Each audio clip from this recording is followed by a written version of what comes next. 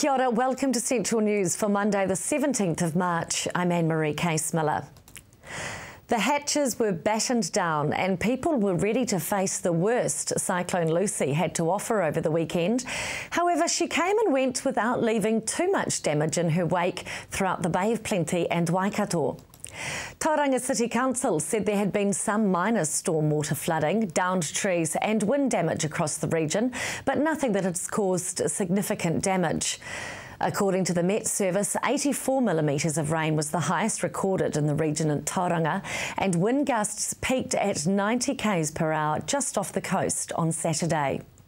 And while some parts of the Waikato received more than 130 millimetres of rain on Saturday, other parts received very little.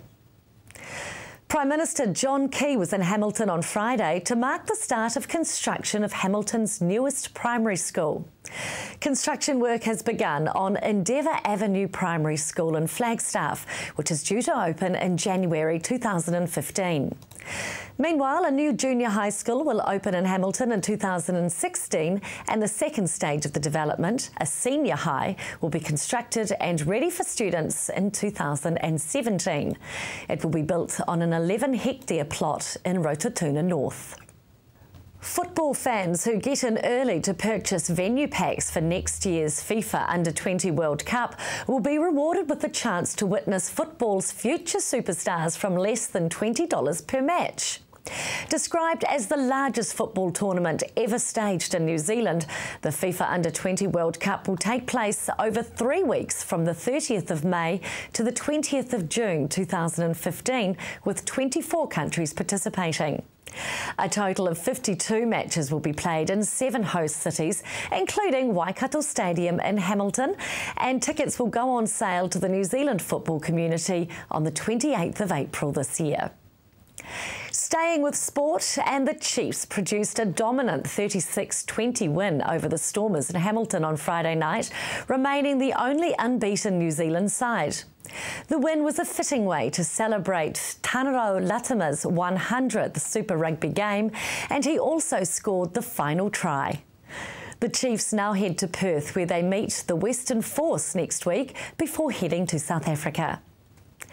And after 2 wins from 2 games, Magic netball fans are hoping for another win when the Southern Steel meet Kia Magic at the Claudelands Arena tonight. Taking a look at the marine forecast now. West Coast, you should ease Tuesday afternoon to a variable of 10 knots. High tide at Raglan is 8 minutes to midnight tonight. Over to the east coast, a westerly of 10 knots dying out in the afternoon. Fine with high tide in Tauranga at 19 minutes past 9 tomorrow morning. Just ahead on Central News, we find out more about the cupcake craze sweeping Hamilton.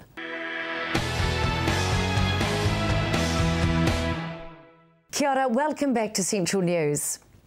The Girl on the Swing opened in Hamilton last December and has surpassed all expectation with its popularity.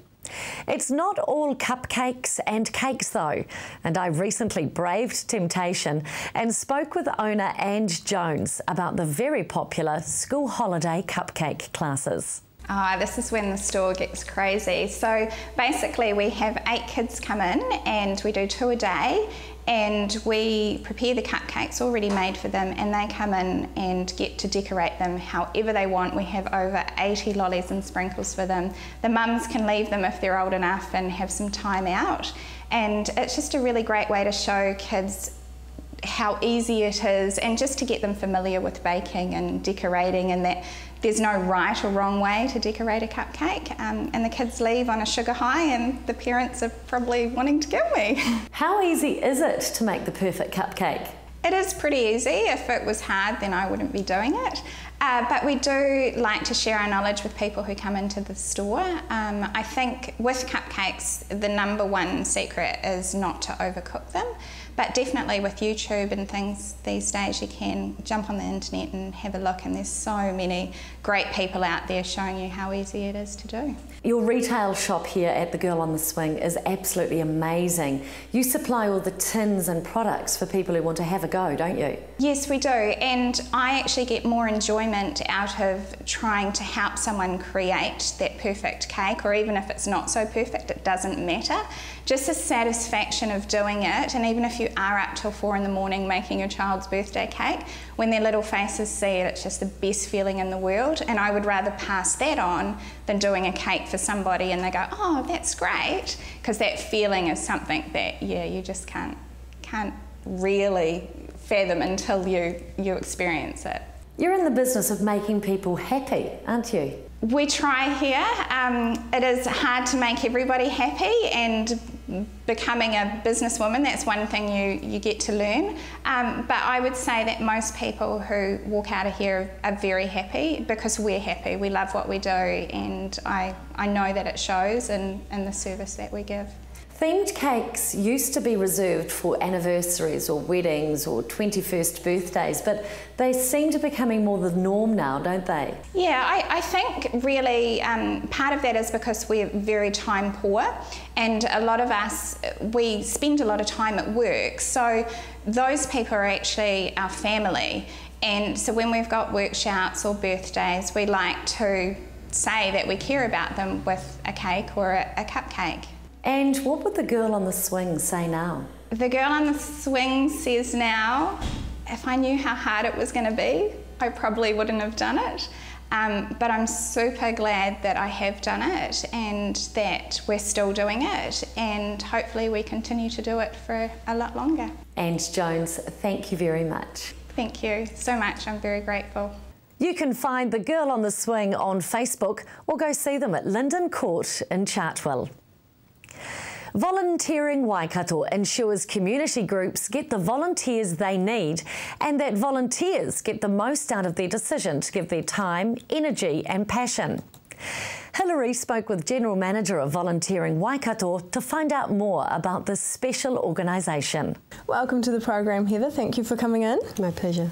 Now, anybody who gives their time to volunteer is a special kind of person. How do you go about picking that one special person? With the Volunteer Excellence Awards, so organisations nominate individuals or teams. We put together a judging panel. So we have a panel usually of 4 people, including one of the Volunteering Waikato Board of Trustees, and then 3 independent people who are not related to our organisation. The judges individually go through each nomination and assess each one, and then the judges come together and deliberate. Sometimes that takes some time and choose a winner and a runner-up, and sometimes some commendations as well. It's not an easy job. No, imagine not. I mean, why do you think people volunteer? Quite a wide range of reasons. Sometimes people are looking for a way to do something meaningful for the community. Often people are looking at making a social connection or connecting with like-minded people, people who care about the same things. We get a lot of people who volunteer for work experience. So perhaps they're studying accounting, they need some practical work experience to go along with a qualification. Or just simply to add something to their CV, all kinds of different reasons. Is it your stereotype of, somebody who's got nothing better to do kind of thing that, that volunteers? That is the stereotype, isn't it, Yeah, in fact, a third of the people who volunteer through Volunteering Waikato are working full-time, a third are students, and a third are not working or studying, so perhaps retired or perhaps unemployed. We get a lot of people asking why young people don't volunteer, and that's not our experience. We get a lot of young people. I guess we're based in Hamilton, so we're a university town. We have huge numbers of young people volunteering through our service. That's good to hear. Now, how can we nominate someone? So to nominate for the Volunteer Excellence Awards, you can visit the Volunteering Waikato website, or you can give Volunteering Waikato a call. On the homepage of the website there's a link to online nominations or to download a hard copy of the nomination forms. So any organisation in the region can nominate a volunteer or a team of volunteers. And what do they get? So the prizes each year differ. What we do is once we know who the award recipients are, we approach businesses. All of the prizes are sponsored. So the prizes last year included, we had a hot air balloon ride, we had lots of meal vouchers, retail vouchers. The teams, we always provide a cash prize plus a catering voucher so they can get together and celebrate their award. So yeah, it does differ each time. We had some amazing goodie bags for every nominee last year. Well, it sounds like there's so much giving out there in the Waikato. Yes, well, not only through the volunteering, but of course all the businesses that sponsor the prizes. Well Energy Trust, who have, for the first time, they're funding the whole event this year. So yeah, it's great. Fantastic. Thank you so much, Heather. My pleasure. If you'd like more information on Volunteering Waikato, check out their website volunteeringwaikato.org.nz. Still to come, we discover all that glitters is not gold and find out how play is the best medicine. That's next on Central News.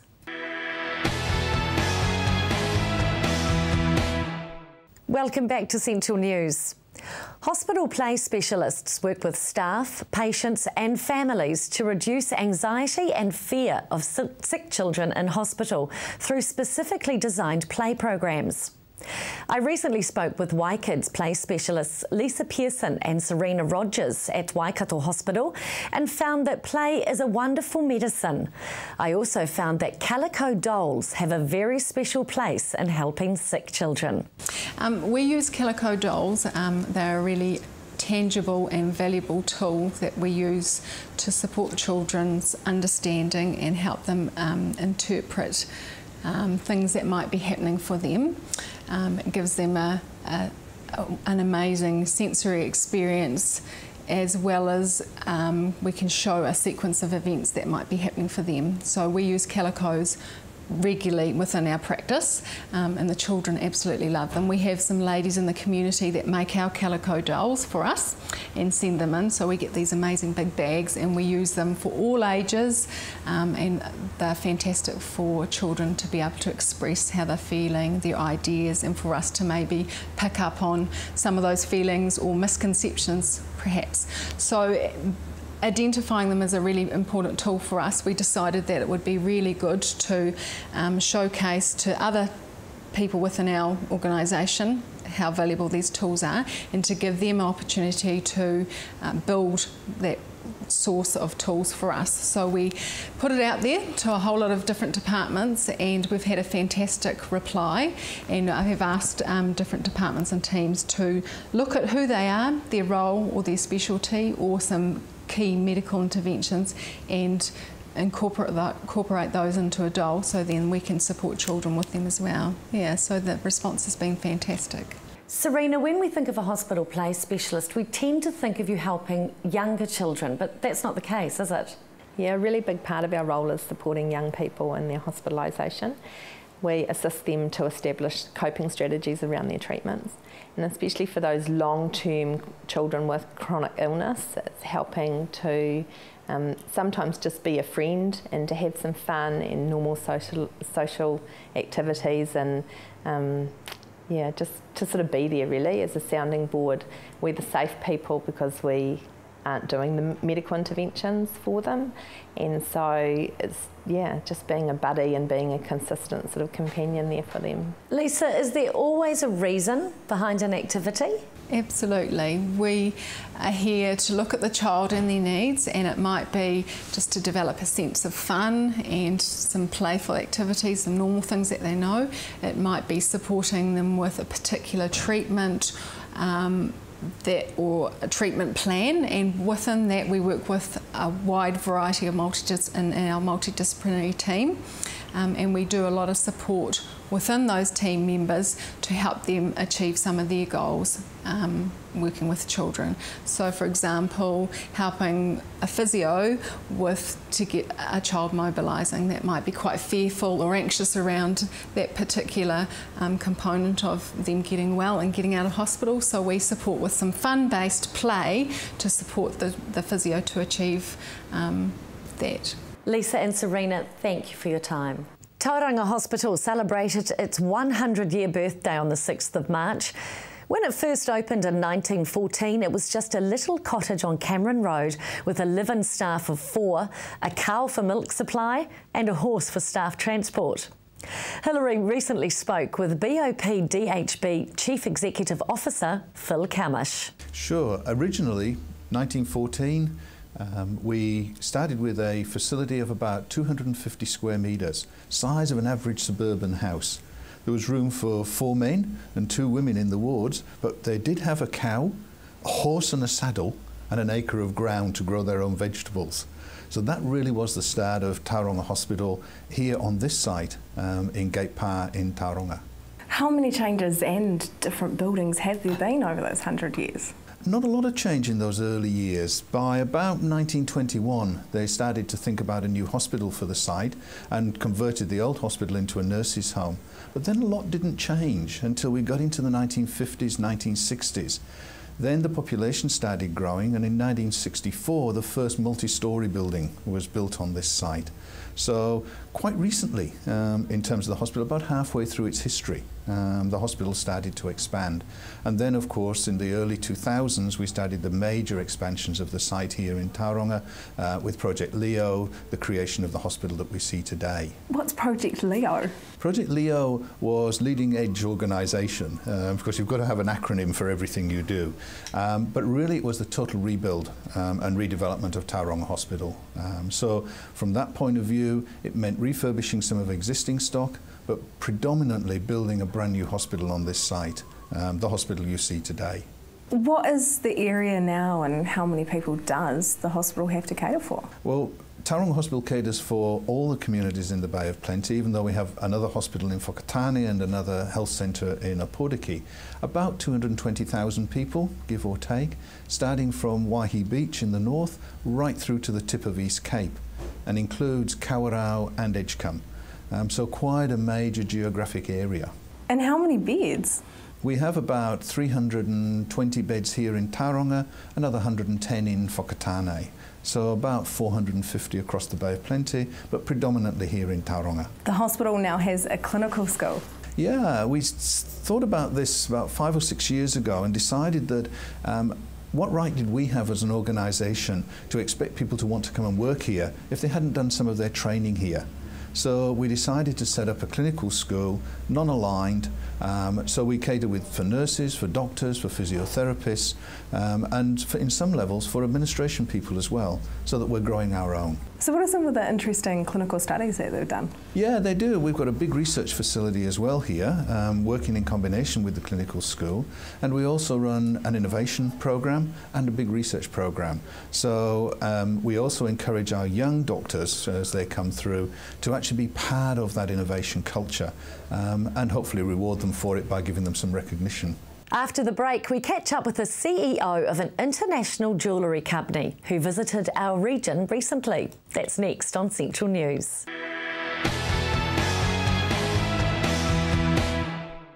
Kia ora, welcome back to Central News. The CEO of a rapidly growing jewellery brand visited New Zealand recently and was impressed with what he found. I spoke with Walter Pfeiffer from Christalp Jewellery in Austria and discovered all that glitters is not gold, but it's just as beautiful. Now that goes back to 2001 and actually 22 more years back to 77 when I started to join Swarovski. And in these 22 years I was actually learning all the crystal business. Swarovski as the market leader, was supplying, no matter who or where was using crystal elements from Swarovski, Swarovski was the main supplier. So I was getting familiar with the whole industry, and after 22 years I said to myself it might be a good basis to start my own jewelry brand. And that's how I started in 2001 in January. How has it developed since 2001? Now, as a manager in a huge organization like Swarovski's, my intention was to make it small, to make it exclusive, regional, and at the beginning we concentrated on the Austrian market and on the neighboring countries like Switzerland, Germany and Italy, and that worked quite well. But actually without searching for, we got a lot of inquiries from different spots all over the place, all over the world. And at the beginning, it was difficult to deal with that because our design, our strategy was focusing on a regional brand. Each crystal is painstakingly hand set into your beautiful rings and pendants and necklaces and earrings. Tell me about this process. Now, this process is quite complicated, and it shows how we appreciate the quality of the crystals we use. Yeah? You need to give the proper space, the proper room for the crystals to make them shine and glitter in the best way they can. And for that reason, we hand drill every individual cavity for every individual crystal, no matter how small or how big it might be, and then place it by hand, look through a magnifying glass and check that it has the right position. And if the consumer would do the same, he would immediately realize the difference between a good quality jewelry and average quality jewelry. Tell me about the strong relationship that Cristalp has with Swarovski. Basis, of course, is my time at Swarovski's, knowing all the guys, all the people there. And today we are, on one hand, a good customer of Swarovski's, using up an incredible quantity of crystals, and on the other hand, I'm proud to say that we also produce for Swarovski. For the 3 major outlets in Wattens, where the headquarters is, in Innsbruck, and in the capital of Austria, in Vienna, there are 3 Swarovski outlets where Cristalp jewelry is sold. Why is Cristalp jewellery so unique? Maybe it's the combination of my background at Swarovski's, given the opportunity to organize things like a big company would, but on the other hand still being small and personal and individual, to make things between people and not between organizations. For more information on Cristalp jewellery, go to their website cristalp.co.nz. Time to take a look at the weather now. Let's head to the Waikato first. Hamilton, long fine spells, light winds and a high of 25 degrees.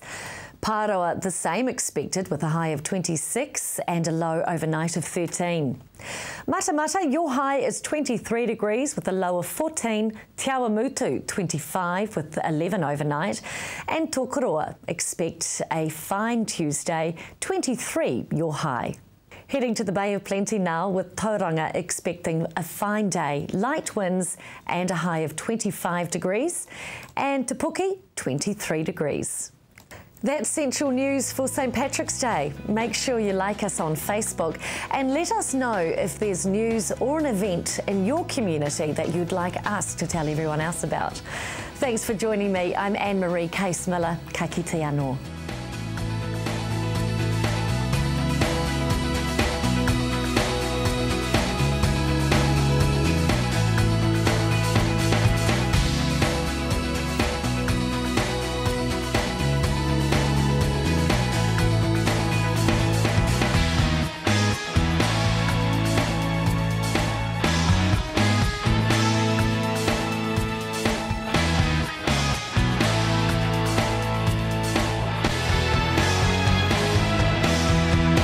This has been an Alpha Media production, a division of Television Media Group.